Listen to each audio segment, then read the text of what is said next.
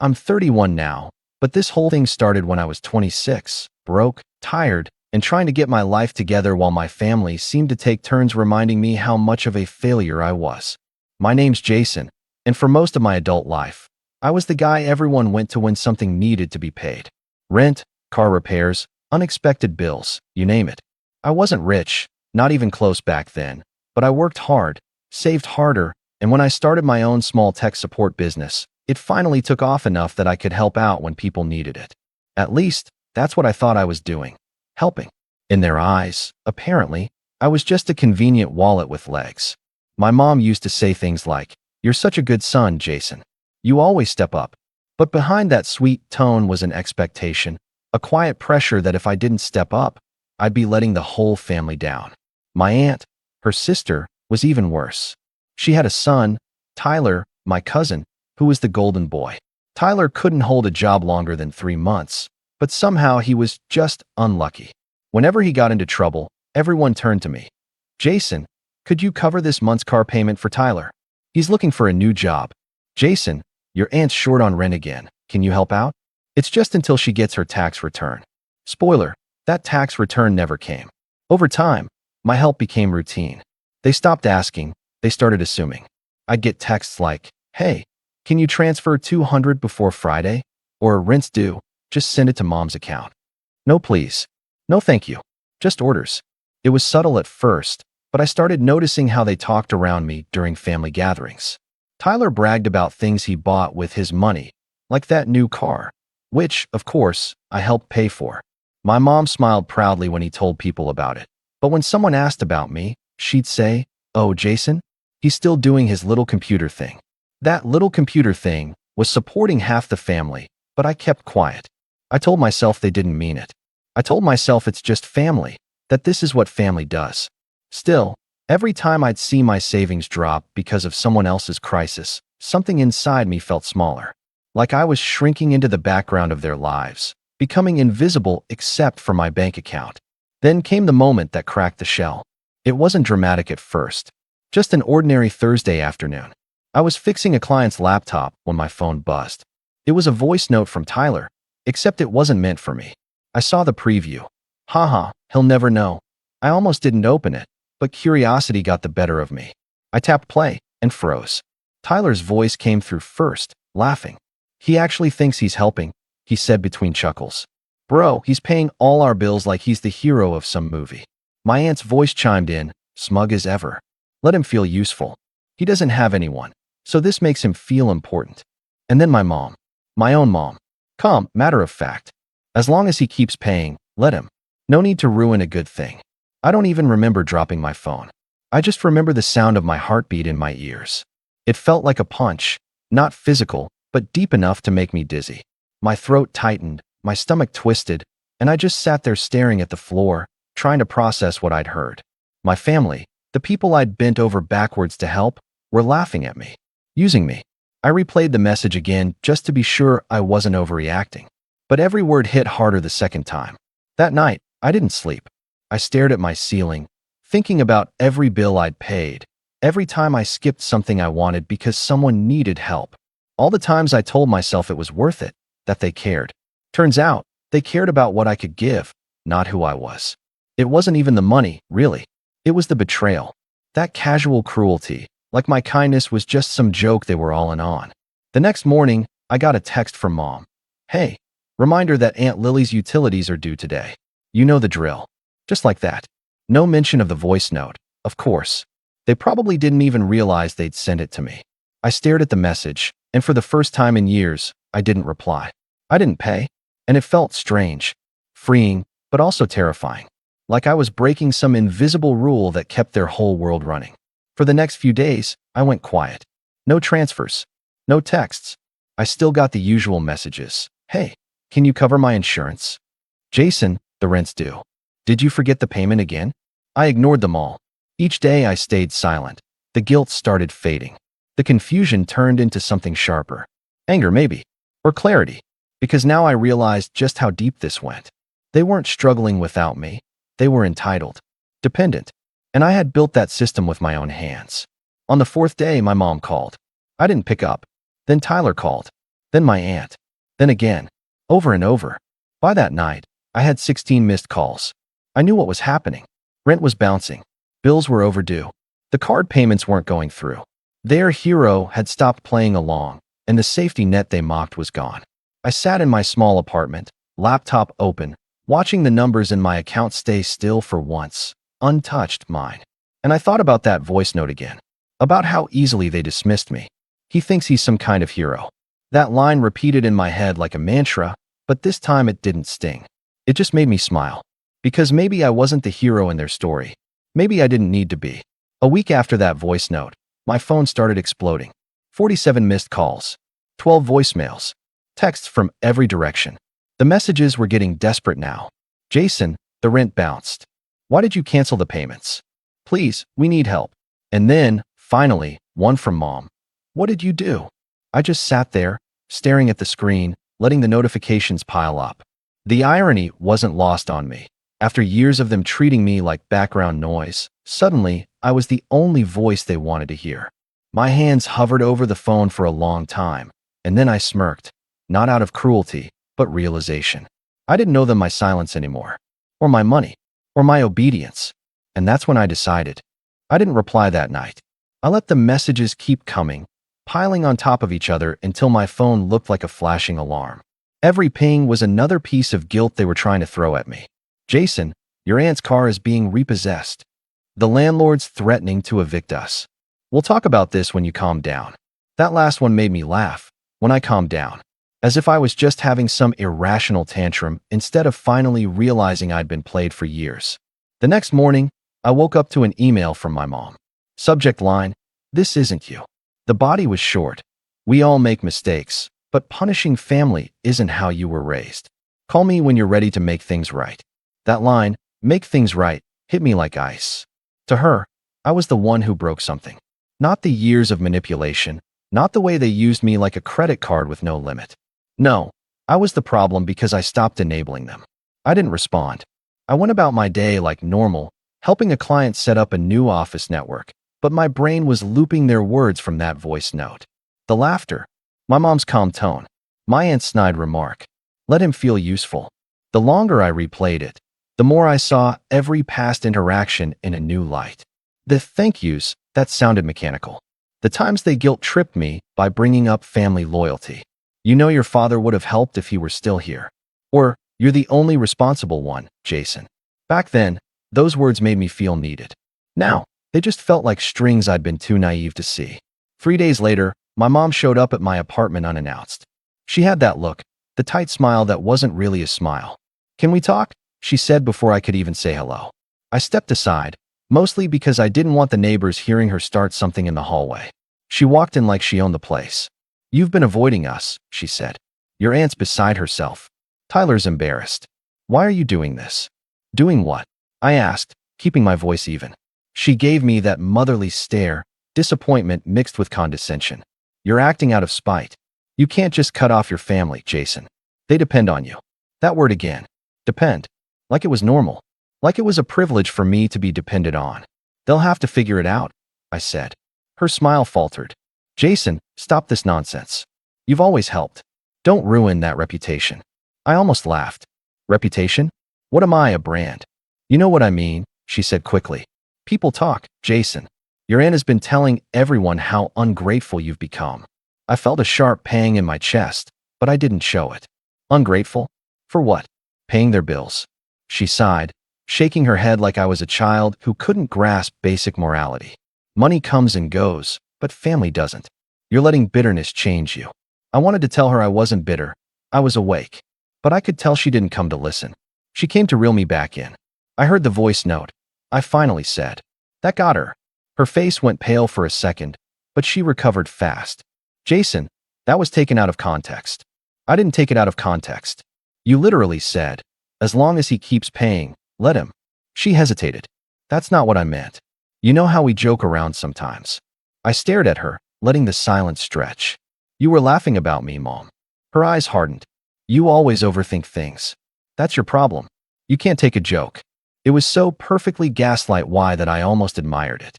She turned betrayal into my inability to take a joke. She tried again, switching tactics. Look, honey, maybe I shouldn't have said that. But your aunt's been through a lot. Tyler's been trying. Trying to do what? I interrupted. Trying to keep his job longer than a month. Don't talk about him like that, she snapped, voice rising. He's family. So am I said quietly. She didn't respond. She just stood there, glaring like I'd crossed some invisible line. Then she turned toward the door, muttering, "You'll regret this stubbornness." When she left, I didn't feel relief. I felt hollow. There was this ache, like losing something you didn't realize was already gone.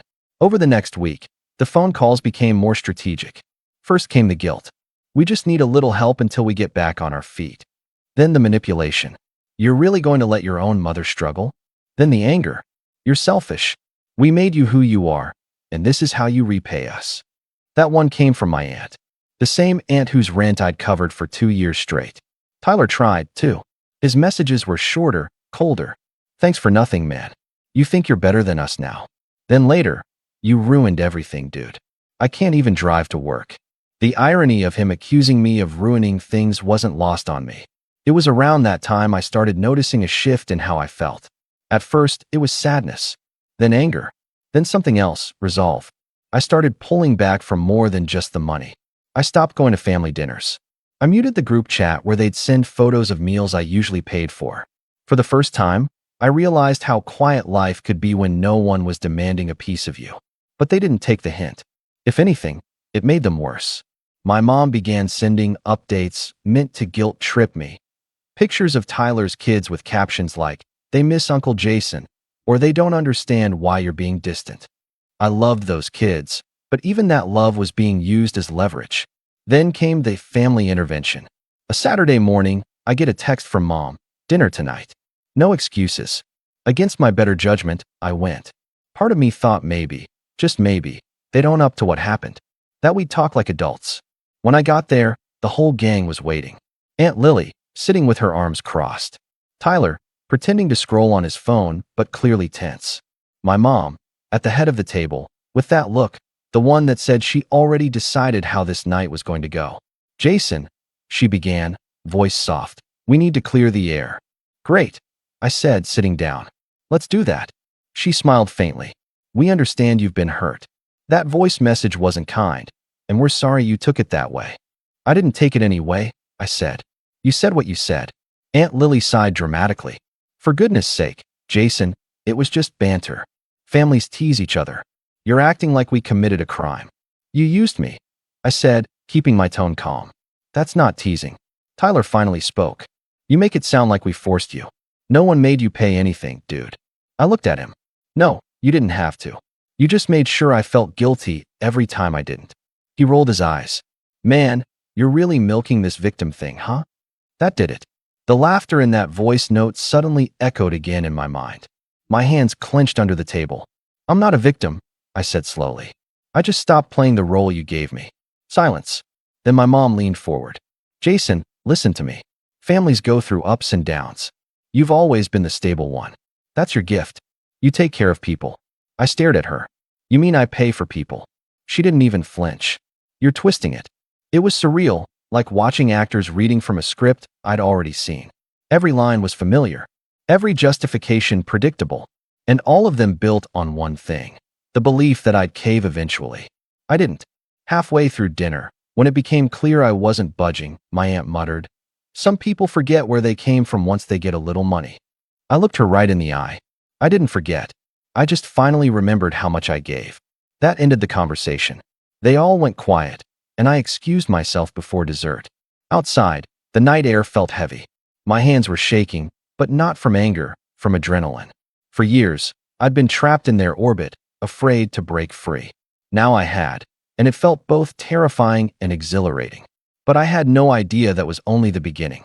Because when people like them lose control of their favorite puppet, they don't stop pulling the strings, they just pull harder. And that's when things started to get ugly.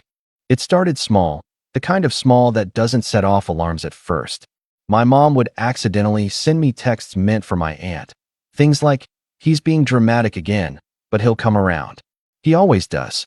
Or I'd get notifications from companies I hadn't interacted with in months, like my aunt's internet provider, saying payment failed.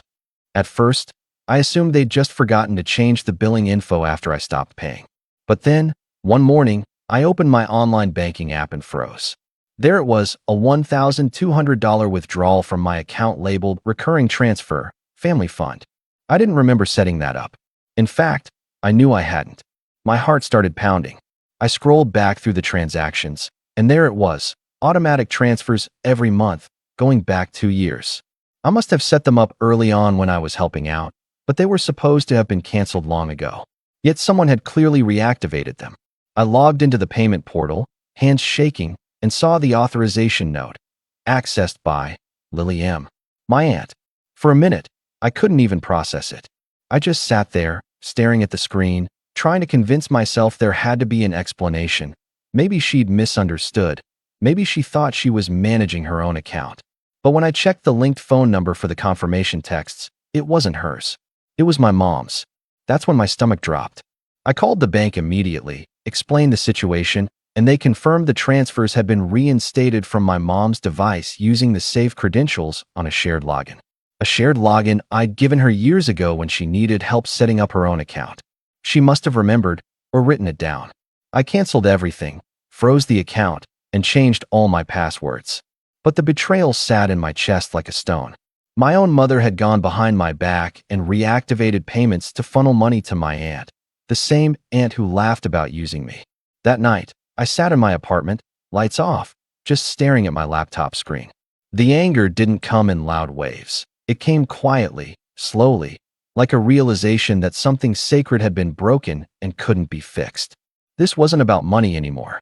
This was about trust, about how little they respected me as a person.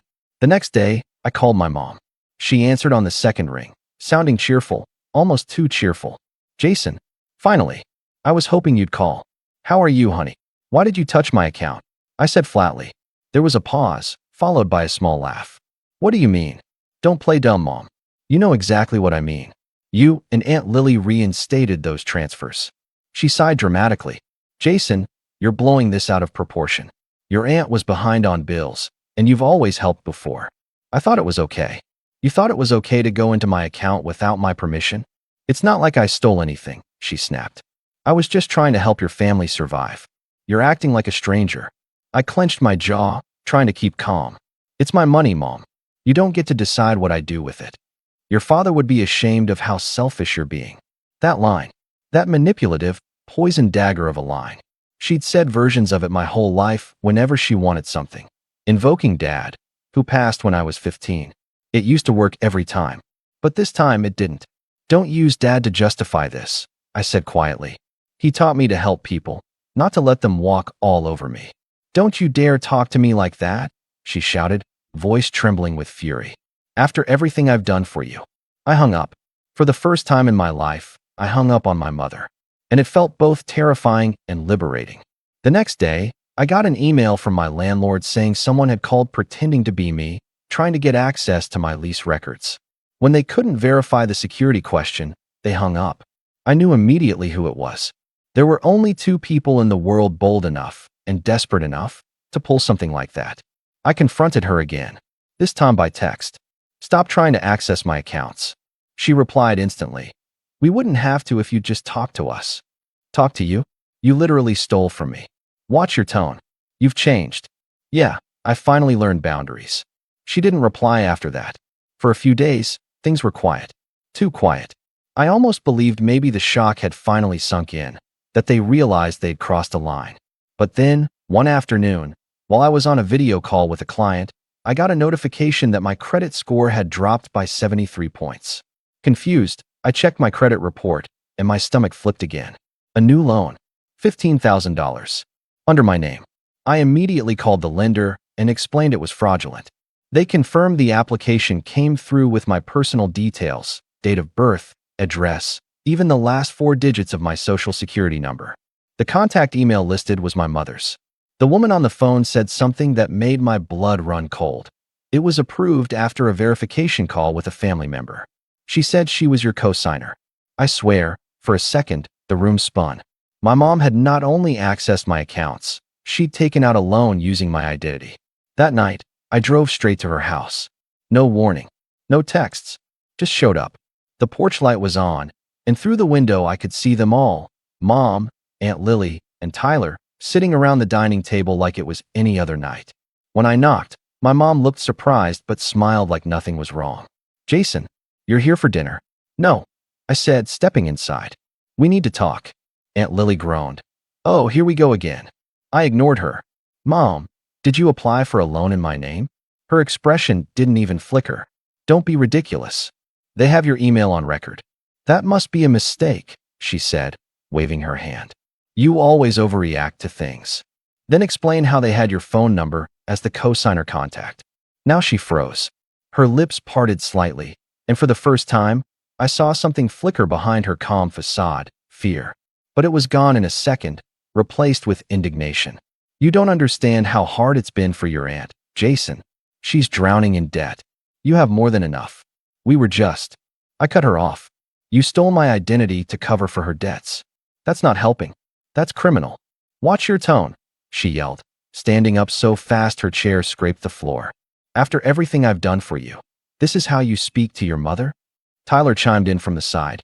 "Bro, chill out. You're acting like we robbed a bank." "You might as well have," I snapped.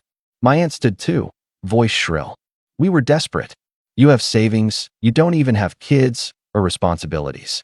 What's a few thousand to you?" "That's not the point," I said. My voice was shaking now, not from anger, but heartbreak. "You didn't even ask. You just did it.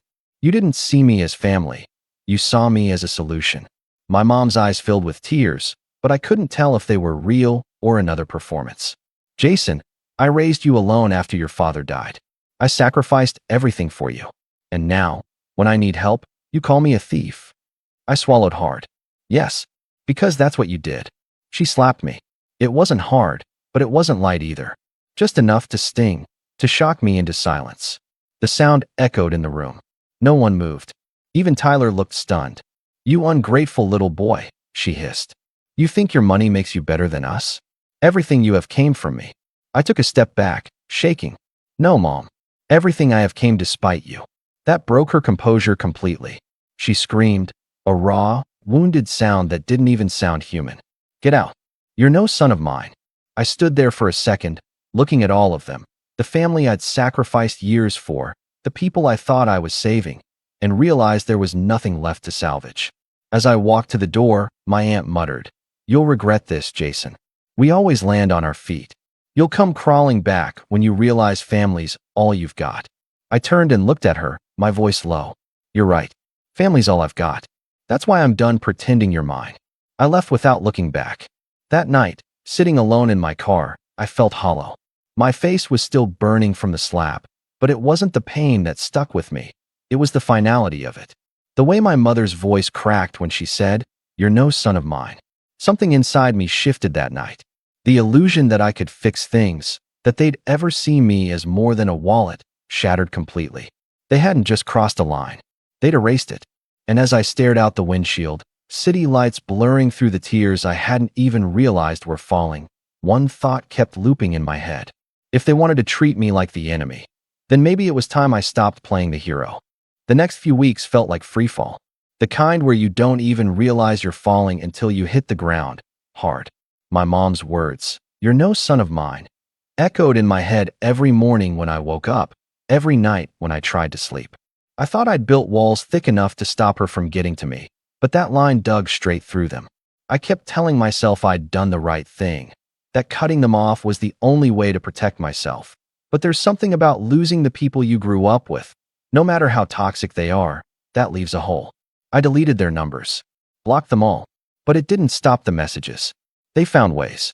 New accounts, fake numbers, even emails from unknown senders with subject lines like, "We just want to talk," or "You're overreacting." I ignored them.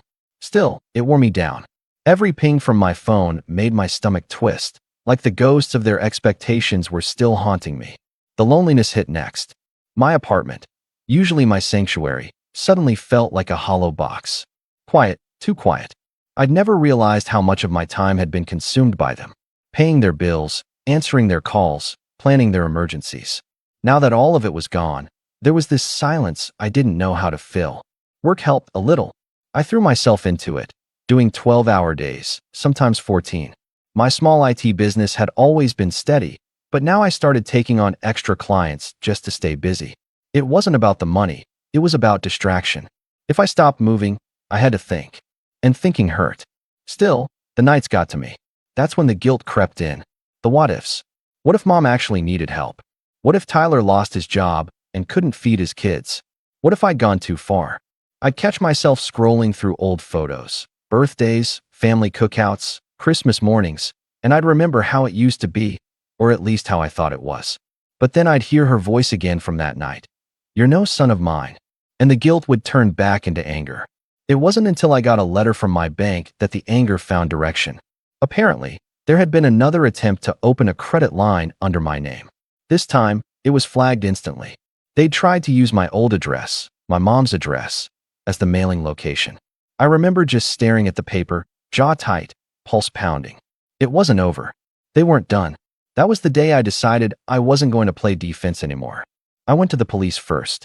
I filed a formal report for identity theft and provided every document I had, screenshots, email records, loan application details. The officer who took my statement looked uncomfortable when I explained who the suspect was. "Your mother?" he asked. "Yes." He hesitated. "Do you really want to go through with this?" I nodded. She made her choice. It was surreal, sitting there in a police station, explaining that my own family had stolen from me. Part of me felt sick doing it, like I was betraying her somehow. But another part of me, the part that had been stepped on for years, finally felt like it was standing up straight. After that, I started cleaning house. I changed every password, closed every shared account, and transferred my business funds into a new bank entirely. I hired a financial advisor, something I'd never done before, and when he asked why, I said, "Because I've been letting the wrong people manage my money." He laughed politely, not realizing I wasn't joking. Around that time, something strange happened. My business, the same one my family used to mock as my little computer thing, started exploding. One of my corporate clients referred me to another, then another. Within months, I was hiring help, taking on contracts I never would have dreamed of before. For the first time, I wasn't just surviving, I was building. But even as things got better on paper, emotionally, I was still raw. Some nights I'd find myself driving past my mom's house just to see the lights on, wondering if she was inside watching TV, pretending like I never existed. I didn't go up to the door. I couldn't. I'd sit there for a few minutes, engine idling, before driving home. It became a ritual of sorts, one last thread I couldn't quite cut. Then one day, I came home to find an envelope taped to my door. My stomach sank before I even opened it. The handwriting was unmistakable. My mom's. Inside was a single-page letter. No greeting, no apology. Just this. "You've made your point. You've humiliated your family. We can't pay rent, and Lily's about to lose her house. Tyler's credit is ruined because of your selfishness. I hope you're happy now." I folded the letter back up and set it on my kitchen counter. I didn't cry. I didn't yell. I just stood there, staring at the neat handwriting that used to write me birthday cards, now filled with venom. For years, I'd been her safety net. Now, she wanted to blame me for the fall. That night, I decided to take a break, not just from them, but from everything. I booked a week off and drove out to the coast. No phone, no laptop, no notifications. Just me, the ocean, and a cheap little cabin I rented last minute. The first 2 days were hard. My hands itched for my phone. My brain kept circling back to the mess I'd left behind. But by day 3, something in me started to unclench. I'd wake up early, walk along the beach, breathe in the salt air, and for the first time in years, I didn't feel like I owed anyone anything. It was quiet in my head, really quiet. One morning, sitting on the porch with a mug of coffee, I started writing. Not for anyone, just for me. Notes, reflections, questions I'd been too scared to ask myself. Why did I let them take so much? Why did I believe that love meant sacrifice? Why was I more comfortable helping others than helping myself? The answers came slowly, but they came. I realized that somewhere along the line, I'd confused generosity with worth. I thought that if I stopped giving, I'd stop being valuable. My family had taught me that my value was tied to what I could provide. But maybe I could rewrite that. By the time I returned home, I wasn't healed. Not yet, but I was steady, clearer. I'd stopped reacting and started thinking. And when you've been controlled by guilt your whole life, that's the first real act of freedom. I poured that clarity into my work. My business grew faster than I could keep up with. I hired a full-time assistant, then a second technician. I started an online service arm and even rented an office downtown. Clients were recommending me left and right, and before long, I had something I never thought I'd have: options. And then, irony of ironies, my family noticed. It started with small things. My cousin Tyler suddenly followed me on LinkedIn. My aunt liked one of my business posts. A week later, my mom sent a text from an unknown number. "Proud of you, Jason. Saw your article in the paper." I didn't respond. She texted again 2 days later. "You've really turned things around. Maybe we can talk." Still, I stayed silent. It took everything in me not to cave. Old habits die hard, especially when they come wrapped in love bombing. But I knew what this was. It wasn't remorse, it was reconnaissance. They wanted to see how much control they could still get. One night, I got another message, this time from Tyler. "Hey man, no hard feelings, right? We were all under pressure. Aunt Lily feels terrible. Maybe we could catch up." I almost laughed. The audacity was impressive, really. Instead of replying, I went to my desk, opened a new document, and started typing something different this time.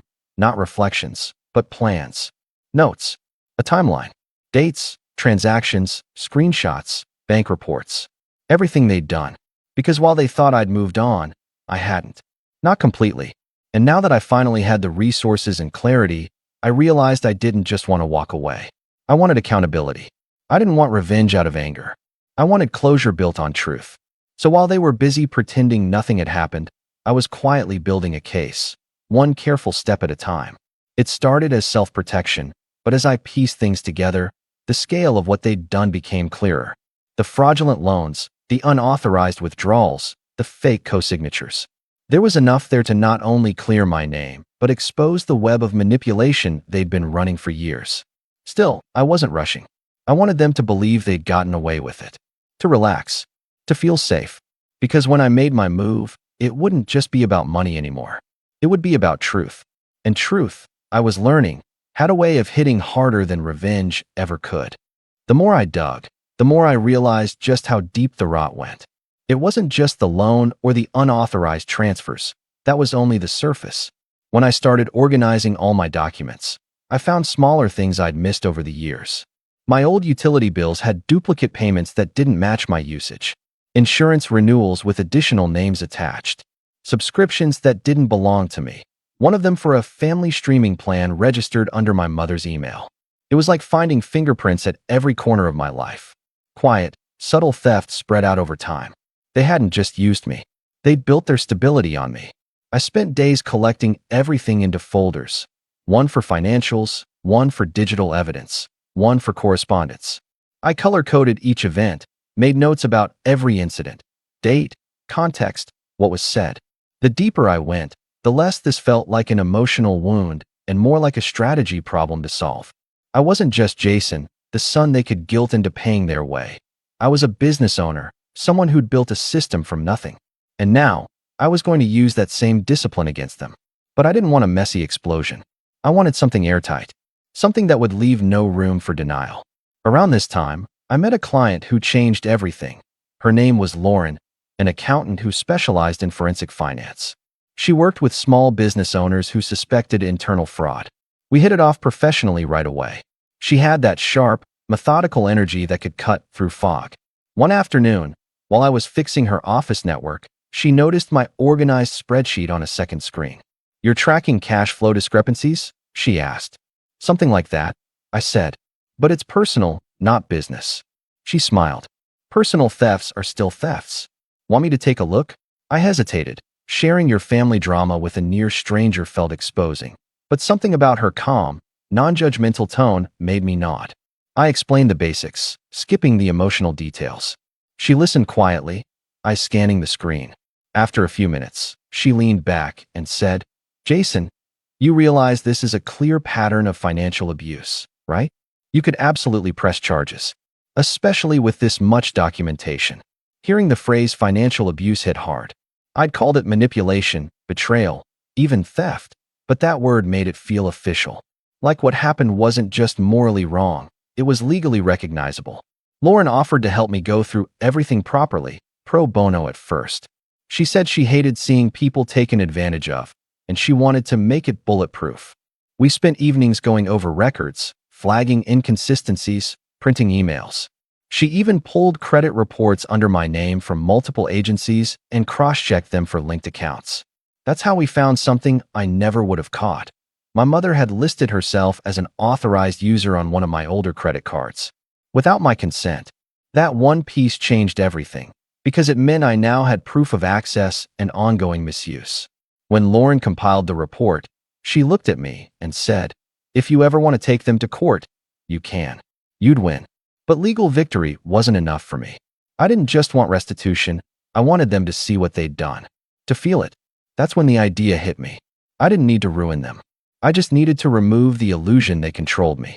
The best revenge wouldn't be shouting in their faces. It would be taking back every ounce of power they ever drained. Publicly, quietly, with precision.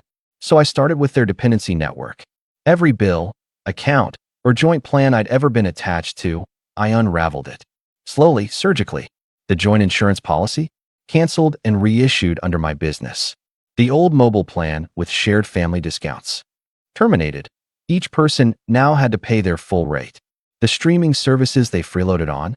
Removed, one by one, without a word. Each action was small enough to look coincidental, but collectively, it was like pulling bricks out of a wall. A week later, I heard through the grapevine, because someone always talks, that my aunt's car insurance had lapsed and Tyler's phone line was disconnected. My mom had to pay penalties for late fees she didn't even know existed before. Meanwhile, I wasn't flaunting anything. I stayed silent, worked harder, built higher. By early spring, I'd landed a massive corporate IT contract that nearly tripled my company's revenue overnight. Suddenly, I wasn't just a small business owner. I was running a full-scale operation. I hired more staff, leased a proper office downtown with glass walls and a sea view. Lauren helped me restructure everything legally, every asset under my name, every account locked tight. That's when I took it a step further. I created a holding company, a parent entity that managed all my income, assets, and intellectual property. That company owned my business, my investments, even my new apartment. But the beautiful part? It also owned the property I used to rent to my mother. That apartment she lived in, the one she always bragged was hers. I'd bought it quietly a year earlier when the landlord put it up for sale. At the time, I did it out of guilt. I didn't want her to lose the place. But now it sat legally under the holding company's umbrella, tied entirely to me. Lauren helped me confirm everything was airtight. "So technically," she said, scanning the paperwork, "your mother's living in a unit owned by you, under a company name she wouldn't recognize." "Exactly," I said, "and rent's overdue." She gave me a look, half admiration, half disbelief. "You're not going to evict her, are you?" "Not yet," I said, sipping my coffee. "She needs a reminder first." That reminder came in the form of a notice, polite, formal, written under the company name. Payment of outstanding rent is required within 30 days to avoid lease termination. I didn't send it with anger, just businesslike detachment. 3 days later, my phone buzzed with a call from an unknown number. I didn't answer. A few hours after that, an email came in. "Jason, I don't know what kind of stunt you're pulling, but this letter about rent is ridiculous. I've lived here for years. I don't know anything. Fix this before it becomes a problem." I read it twice, smiled faintly, and forwarded it to Lauren for record keeping. A week later, another one came. "Jason, this is serious. The new owner says the company managing this building wants payment immediately. I can't deal with this right now. Please call me." I didn't. Because here's the thing about revenge, it's not about inflicting pain. It's about balance. It's about letting people feel the weight of what they put on you. I didn't have to raise my voice or post dramatic confrontations online. I just had to let the system, the same one they exploited, do what it does best.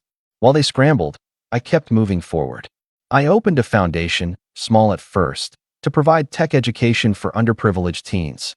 It wasn't about showing off. It was about redirecting my energy into something that deserved it. Something pure. Ironically, the local paper picked up a story about it. Local tech entrepreneur funds youth program. They ran my photo, my company name, and a quote about resilience and second chances. That's when the silence from my family broke again. The first text came from Tyler. "Saw the article. So now you're some kind of saint." Then my aunt. "Good for you. but maybe don't forget the people who helped you get there. And finally, my mother. Short, simple, calculated. You're doing well. Maybe we can talk about helping the family again.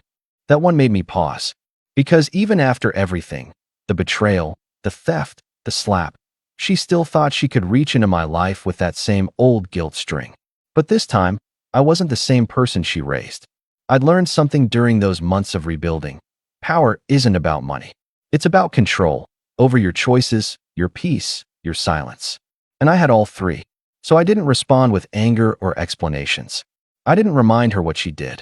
I just replied with one line, the same kind of cold, transactional tone they'd always used with me. All inquiries should be directed to the company's legal department. And for the first time in years, I felt truly untouchable. Because revenge, I was realizing, wasn't a moment, it was a process. A quiet reclaiming of everything they'd stolen, piece by piece. And I wasn't done yet. The fallout began quietly, a trickle, not a storm. That's the thing about consequences.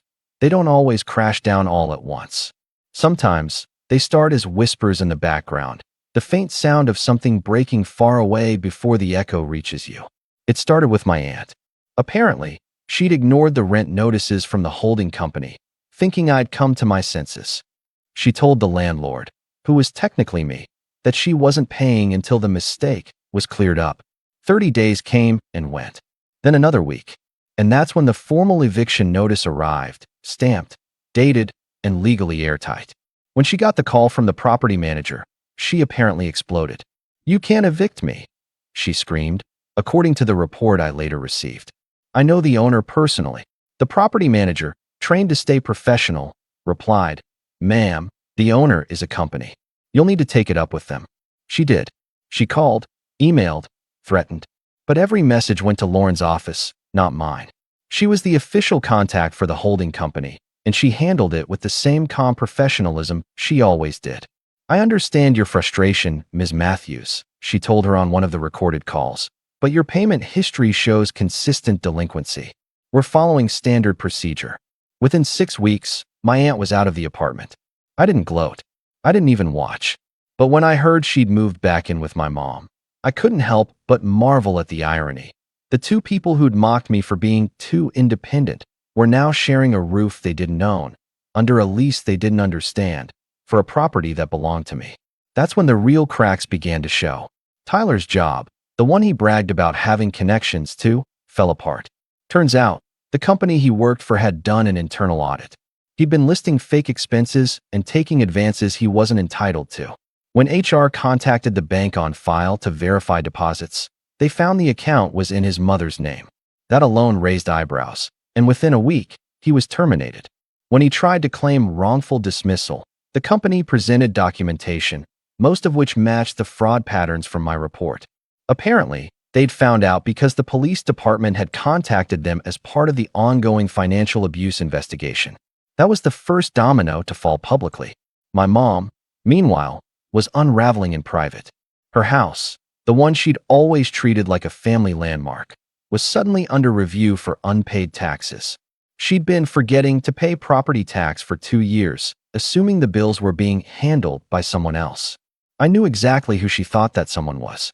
The county froze her account until payment was arranged. When she went to the bank, she found that her joint account with my aunt, the one I used to contribute to, was closed. Permanently. That's when she finally reached out, not with arrogance, but desperation. Her voice message was shaky this time. "Jason, I don't know what's happening. I'm losing the house. The bills keep coming. I know you're angry, but we can fix this. We're family. Please call me back." I played that voicemail twice, maybe 3 times, before setting my phone down. I didn't feel satisfaction, not really. Just a kind of cold symmetry. For years, I'd been the one calling them, asking why payments bounced, why they couldn't take responsibility. Now they were the ones drowning in consequences. But I didn't call back. Instead, I forwarded the voicemail to Lauren and said, "Keep this for the file." The police case had been progressing in the background. I didn't push it forward. I didn't have to. Once the fraud department had my documents, they started uncovering more. The forged loan, the fake credit inquiries, the unauthorized account access. It was enough to justify formal charges. A month later, I got a call from the investigator handling the case. We filed preliminary charges against your aunt and mother, he said. Identity theft, financial fraud, and misuse of personal information. We'll keep you updated. I hung up and sat in silence for a long time. It was surreal, realizing how far things had gone, how far they'd gone. When I started this, I never imagined it would end in courtrooms and legal documents. I just wanted peace. But peace, it seemed, came at a price. The news hit the family like a bomb. Suddenly, distant cousins and old relatives who hadn't spoken to me in years were calling, texting, trying to understand my side. They wanted to know if it was true, if I'd really turned on my mother. But here's the truth no one wants to admit. Sometimes, protecting yourself looks like betrayal to the people who benefited from your silence. The court hearings were formal and quiet. No drama, no screaming matches. I didn't even attend the first one. Lauren went in my place. She texted me afterward. They pleaded guilty to the lesser charges: probation, fines, and restitution. You'll get your money back. I stared at the screen for a long time. Getting the money back didn't matter anymore. What mattered was that for once, the record showed the truth. They did this. Not me. Months passed. The story eventually faded from local gossip. My mom and aunt kept to themselves, their social circles shrinking fast. Tyler, I heard, moved out of state with his girlfriend, trying to start fresh. I didn't reach out. There was nothing left to say. Meanwhile, my life kept moving. The foundation grew faster than expected. Schools started inviting me to speak to students about financial independence and digital security. Funny, isn't it? The same skills I used to protect myself became the ones I used to protect others. One afternoon, I was invited to a youth entrepreneurship panel downtown. As I stood backstage, microphone clipped to my collar, the host whispered, "You ready, Jason?" I nodded. But before stepping out, I took a moment to look at the city skyline through the curtain. The same skyline I used to drive under, feeling like I'd never be enough. Now, I own part of it. During the Q&A, a student asked, "What's the most important lesson you've learned about success?" The room went quiet. Cameras pointed my way. I thought about all of it. The laughter in that voice note, the slap, the eviction letters, the silence that followed. Then I said, that success means nothing if you have to buy your worth from people who never valued you to begin with. The crowd nodded, some clapped, and I felt something settle in me. Closure, maybe. Not the dramatic kind, but the real, grounded kind. The kind that feels like finally breathing after years underwater. A few months later, I got one last letter. Handwritten. From my mother. It was short. No anger, no manipulation this time. Just 5 sentences. "Jason, I don't expect forgiveness. I just want you to know I see it now. What I did, was wrong. I'm sorry it took losing you to understand what that means. I hope you're happy." I read it once, then again. There was no return address. Just her handwriting. Older now, shakier. I didn't write back. But I didn't throw it away either. I placed it in the same folder that once held the evidence of her betrayal. Maybe to remind myself that people can change, or maybe to remind myself that I can survive when they don't. Years later, that letter would still sit in my drawer, unopened since that day. Not as a wound, but as proof that sometimes walking away isn't cruelty, it's clarity. I visited the beach again not long after. The same cabin, same quiet waves. The air was crisp, the sky pale gold as the sun set over the horizon. I sat with my coffee, watching the tide roll in and out, and realized something. I hadn't just gotten revenge. I'd gotten free. And as the wind carried the sound of the sea, I whispered it softly. Not to her, not to them, but to myself. They took everything they could, and I still won.